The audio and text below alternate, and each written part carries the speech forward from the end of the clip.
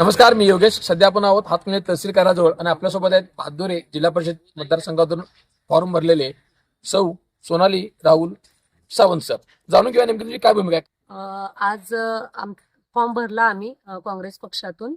तर राजकारणामध्ये येऊन माझा इतकाच अजेंडा असेल की माझं मेन उद्दिष्ट आहे की महिलांसाठी काम करायचं आहे मला. ज्या रिकाम्या महिला आहेत त्यांच्या हाताला काम देऊन केलेल्या कामाला दाम द्यायचा आहे. गावातील जी काही रखडलेली कामे असतील, मग सांडपाण्याची सोय असेल, स्वच्छ पाणी असेल पिण्याचं, स्वच्छतागृह असतील, या सगळ्या गोष्टींची कामे करून द्यायची आहेत मला. आपली जिल्हा परिषद शाळेचे सुशोभीकरण असेल, अंगणवाड्यांचे सुशोभीकरण असेल, या सर्व गोष्टी. आणि जी तरुण पिढी आहे ती व्यसनाधीन होत चाललेली आहे, त्यांना व्यवसायाकडे वळवायचं आहे, असा माझा अजेंडा आहे. या पक्षामार्फत ही सगळी कामे मला करायची आहेत. नक्कीच आम्ही पाहतोय की सावंत दाम्पत्य सामाजिक कार्यात अग्रेसर आहे. यावर राजकीय यात कारण काय नेमकं? आम्ही उभ्या महाराष्ट्रानं पाहिलं आहे. कोविडच्या काळातील आमचं काम उभ्या महाराष्ट्रानं पाहिलं आहे आणि त्याच्याबद्दल आम्हाला एक इंटरनॅशनल अवॉर्डही मिळालेला आहे. तर आमचं काम प्रामाणिक आहे. देवानं आम्हाला भरपूर दिलं आहे. लोक म्हणतात की तुमच्याकडे पैसे खूप आहेत म्हणून तुम्ही राजकारणात आलायत.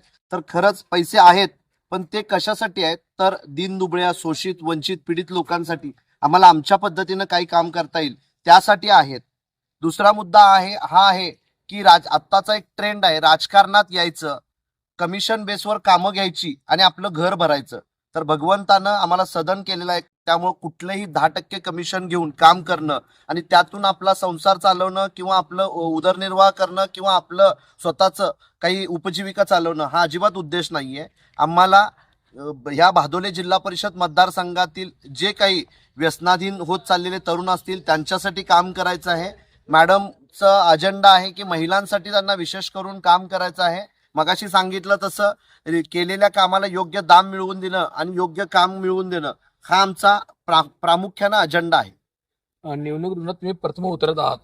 नेमकं तुम्ही गेल्या जे प्रगत काळामध्ये झालेली जी नागरिक सुविधा याबद्दल काय सांगाल? नाही, मी मागं काय झालंय याच्यापेक्षा मी पुढं काय करणार आहे हे मी जास्त प्रकर्षानं सांगू शकतो.